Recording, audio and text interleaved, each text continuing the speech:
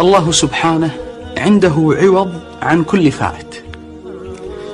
ما تخسره بسبب المصيبة والبلاء في الدنيا عوضه وأجره يوم القيامة عظيم لا يقدر بثمن. أصلا حين ترى الأجر بسبب صبرك على المصيبة يوم القيامة تتمنى أن المصيبة هذه وقع منها 1000 لعظيم الجزاء يوم القيامة.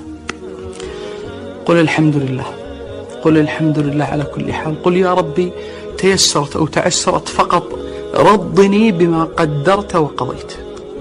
سؤال بسيط، ما الفائدة أن تعيش بحزن ويأس؟ لن تظفر بشيء.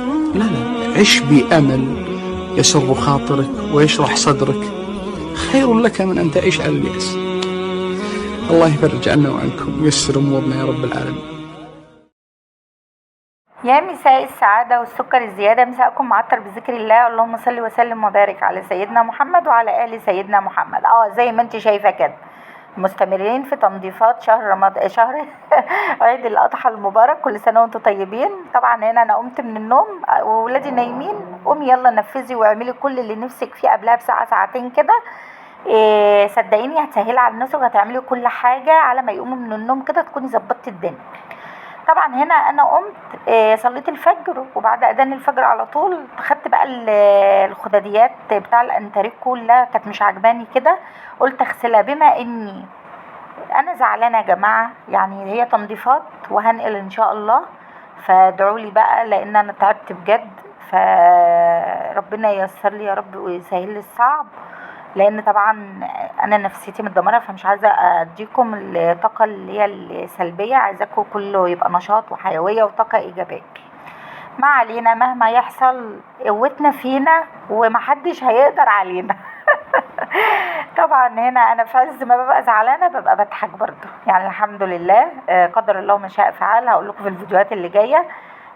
طبعا هنا قلت اعمل حاجه حلوه لاولادي. اول ما قمت من النوم غسلت الخداديات كده، حطيتها في الغساله على ما تخلص اكون عملت كام حاجه. دخلت جري على المطبخ، قلت اعمل لهم اسهل واحلى كيكه بالشوكولاته، هتحبيها ولادك هيحبوها. بص مش مهم انت تحبيها، المهم ولادك هيحبوها. طبعا هنا جبت كوبايتين ونص دقيق. اول حاجه جبت بيضه، هنعملها اقتصاديه، بيضه واحده، ربع كوبايه زيت، كوبايه سكر، بتاع ده ربع معلقه ملح، وهناخدهم ضربه حلوه كده بالمضرب لما السكر يدوب مع البيضه مع الزيت ويبقى لونه كريمي كده. هننزل عليهم هنا طبعا بكوبايتين ونص دقيق ونص كوبايه كاكاو او ربع كوبايه، يعني لا بس انا متهيألي نص بتبقى احسن، انا كنت عاوزاها لونها غامق قوي يعني. ده كاكاو اسباني خام، بيبقى طعمه حلو قوي، انا من الناس اللي بحبه بصراحه، بيدي طعم مميز في الكيكه. طبعا هنا بقى ونزلت بكيس بيكنج باودر وربع معلقه بيكنج صودا او كربونات الصوديوم، ومعلقه خل ابيض كبيره، وابتدي بقى دوبي كل المكونات القمر دي كلها مع بعضها كده، اضربها ضربه حلوه بالخلاط، ونص كوبايه لبن. هي خدت معايا بالظبط يعني كوبايه الا ربع. طبعا هنا خدتها بقى ضربه حلوه كده لما المكونات كلها انضربت مع بعضها. جبت بقى هنا الصينيه او القالب بتاعك، تقومي جايباه وحاطه دهنه زيت، وبما انها كيكه بالشوكولاته هنبطنه بتاع ده كاكاو. طبعا دخلتها الفرن، كنت قايده الفرن قبلها بربع ساعه على الشبكه اللي في النص وسيبيها. اهم شيء بعد التسويه ما اطفي الفرن وسيبيها في قلب الفرن، هوي الفرن شويه كده، ما تطلعهاش على طول عشان طبعا ما تهبطش منك. في الوقت ده بقى قلنا نعمل صوص شوكولاته اقتصادي.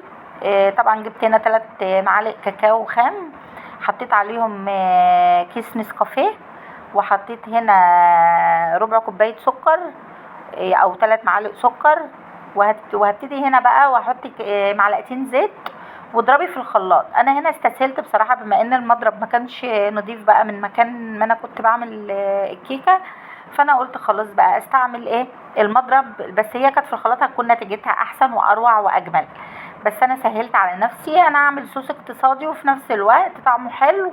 وطبعا لو عندك شوكولاته خام حطي فيه براحتك بقى، انا هنا بقولك صوص شوكولاته بدون شوكولاته. طبعا هتبتدي تضربيه لما المكونات دي تنضرب مع بعضها وتبقى سايبه كده وما يبقاش في سكر خالص يدوب. هبتدي بقى هنا عندي نوتيلا. هنا طبعا كان عندي نوتيلا دي بالبندق، هبتدي احط فيها. ما عندكيش حطي نسكافيه بدل النوتيلا، يعني ما عندكيش كيس نسكافيه بالبندق كده واضربيه فيها. وان شاء الله في الفيديوهات اللي جايه هعمل لك النوتيلا الاقتصادي برضو، هعملها لك بطريقه حلوه وسهله وبسيطه، وولادك طبعا هيعشقوها. طبعا في الوقت ده بقى جبت، كانت العلبه بتاع النوتيلا بدات انها يعني حبيت ادوب اللي فيها، يعني حطيت حبه لبن دافيين كده وادوب عشان طبعا اسقي الكيكه لما تطلع. طبعا هنا هبتدي بقى ساعه ما طلعت كده تخرميها بقى طبعا من جميع الجوانب كده، ونبتدي نسقيها بقى الصوص اللي انا عملته اللي هي اللبن على الشوكولاته او النوتيلا.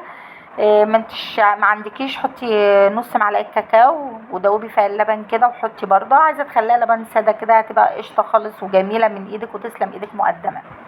صدقيني طعمها جميل قوي، وبصراحه الشوكولاته فيها اللي هي النوتيلا دي خلت طعمها مميز وريحتها جميله. فانا قلت لك البديل لو عايزه تبدلي حطي كيس نسكافيه بالبندق واضربيه ضربه حلوه كده مع المكونات السائله دي، وابتدي اسقي بيه الكيكه. طبعا هنسقيها هنا بقى لما تتشربها خالص، وهسيبها لما تبرد وهنبتدي نقطعها. التزويق ده تبع ذوقك بقى. انا كان عندي طبعا بسبوسه فايضه كده، بس هي بسبوسه كنت انا عاملاها انا عاملاها وصفه كده هبقى انزلها لكم في القناه برضو، فدي فاضت منها. دي بسبوسه كنت انا محمراها في الطاسه، يعني مش بسبوسه في عليها شربات ولا اي حاجه، مفرفره كده لوحدها. حلوه مفرفره دي بتفرفر كده.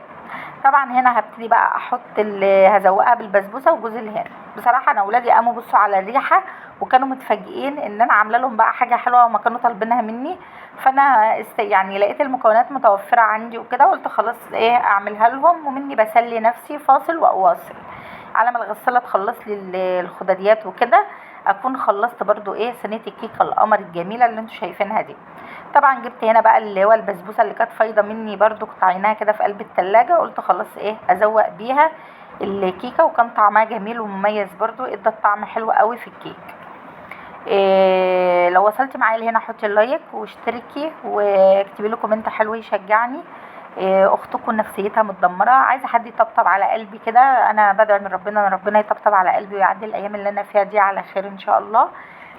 انا استغليت تنظيفات رمضان بقى مع النقلان، لاني اتفاجئت. انا كنت في الوقت اللي انا بشيل فيه الحاجه وانتوا هتشوفوها في الفيديو ده في ده، يعني ما كنت ما اعرفش ان انا بصراحه هنقل يعني، وان هم مش هيجددوا كده. فالحمد لله. فانا قلت خلاص منها تنظيفة عيد ومنها نقلان، فان شاء الله انا مش هفرش على العيد، لان طبعا ادعوا لي بقى ان ربنا يعطلني في حاجه كويسه ارتاح فيها. النقلان مش بالساهل. فانا طبعا والله العظيم تعبانه نفسيا، انا ملحقتش ارتاح في الشقه، وهي انا اساسا مش حباها يعني. مش حباها يعني، مش الشكل ولا كده، انا مش حابه المكان اساسا. فالحمد لله شايفين بقى الجمال، كنت فرحانه بيها وقاعده ادور فيها وكده. في الوقت ده بقى خلاص قلت اشيل بقى البرائع والستاير كده، قلت اغسلهم. يعني انا ببتدي افضي الشقه حاجه حاجه. قبل كده كنت غاسله السجاد وكنت مرياكوا يعني، قلت خلاص امسك بقى اوضه اوضه كده، اشيل بقى الستاير بتاعتها وكده اغسلها. انا بحب الشقه تبقى على الجنط تبقى بصوا قرعه قرعه يعني. بس ان شاء الله يعني مش هفرش بقى الا في شقتي الجديده، وان شاء الله ادعوا لي بقى ان انا ان شاء الله ربنا يعني يوقف لي بقى ولاد الحلال كده والاقي حاجه كويسه. طبعا البرقع عشان فيه خرز كتير وكده ما بحبش اغسله في الغساله. انا غسلته في العيد الصغير بس حسيت انه اتبهدل، قلت لا انا هنقعه كده ببرسيل جل وكلوركس الوان وميه في قلب الطبق اللي انتوا شفتوه ده. على ما يبتدي يتنقع بقى اكون شلت برضو بتوع الانتريه هنا، الجوانب دي بشيلها لان هو البرقع ده ثابت فما بيتشالش منه الا الجوانب والستاره. طبعا وانت واقفه على العالي كده نضفي البرقع بقى، بنفضه كده وانزل لو عليه ترابه ولا اي حاجه، وبرضو اعمله تنظيف عميق قبل العيد معاكم، اغسله كده وهو برضو متعلق كده. في الوقت ده بقى كانوا ولادي صحم، على ما بدات اشغل على الستاير والحاجه قلت خلاص نفطر وبعدين ابتدي فاصل واواصل. شايفين جميله وهشه وطعمها جميل قوي وريحتها جميله تحفه. طبعا هنا بقى خدت الحاجه هشغل عليها وابتدي بقى اعمل لي فنجان قهوه كده اظبط دماغي، وابتدي اكمل بقيه اللي انا بعمله. هنا كنت بوريكم يعني الشكل، شايفين الشكل العام كان عامل ازاي. خلاص شلت بقى هنا الستاير والجوانب بتاعتها، وهنا كنت طبعا غسلتهم ونشرتهم، ما حبيتش يعني ان انا اوريكم، شطفتهم شطفه حلوه كده وصفيت ميتهم خالص وبدات انشرهم. قلت الجو كان حر قوي على ما الخداديات تخلص، لان طبعا انا واخده خداديات الانتريه كلها. قلت خلاص على ما تصفي ميتها بقى تكون البرائع والستائر نشفت، يعني ما بتاخدش وقت، ادخلهم واطلع دول. كنت دخلت بقى هنا طبخت، عملت بسله وعملت رز. برضو ما حبيتش ان انا يعني اشغلكم، الطبيخ ده انا عاملاه كام مره في القناه، فانا حبيت بس اقتصر الفيديو عشان ما اطولش عليكم. محدش يرد ويقول لي طولي يا حبيبتي طولي. طبعا دي قشطه اللبن بقى كانت عندي ماليه في الفريزر كده، بما ان اليومين الجايين هنغسل التلاجة وهنظبط الدنيا برضو، قلت حبيت افضي بقى الفريزر. قلت هضربها ضربه حلوه بالمضرب واخدها بقى على نار هاديه كده واسيبها تستوي، تطلع لي سمنه وتطلع لي مرته برضو، وحاجه اقتصاديه. الوقت ده بقى كنا قعدنا نتغدى، ولسه هكمل بعد الغدا بقى اوريكم هنعمل ايه. شايفين بقى البسله تحفه. هنا طبعا كانت الخداديات بقى بغسلها، واللي يطلع احطه في البانيو كده، وهرجع اشطفه تاني في الغساله بدوني وكده. شايفين المنظر كان عامل ازاي؟ بحط اتنين كده واشيل واشطف وارجع احط اتنين كده لحد ما الايه ما اخلصهم كلهم، بما انهم كتير يعني. صدقيني العمله دي بتحسسك، بصي كل حاجه في شقتك بتبقى زي الفل. فانا بما اني بقى خلاص نويت على النقلان ان شاء الله، فانا اخد حاجتي بقى تبقى زي الفل المكان الجديد. هنا السمنه بقى كانت خلصت، البتاع القشطه اللي انا كنت سيحتها معاكم، وطلعت مرته برضو، كان عندي مرته بلدي بتاعه سمنه بلدي اللي هي بتاع الفيديو اللي انا كنت مسجلاه معاكم قبل كده. حطيت دي على دي بما انها مش هتفرق، تدي نفس الطعم يعني ونفس الجمال والحلاوه اللي انتوا شايفينها دي. طبعا هنا بقى طلعت الحاجه الخضريات نشرتها ونشرت، بصوا زي الفل. وده كان فيديو النهارده، يا رب يكون خفيف على قلبكم واكون ضيفه خفيفه على قلبكم، وكل سنه وانتم طيبين. عايزاكم تقومي تتشجعي يلا وسليتي حاجتك حاجه كده، صدقيني هتتشجعي وهتحبي الحاجه اللي انت بتعمليها. واشوفكم في فيديو جديد مع الف مليون سلامه.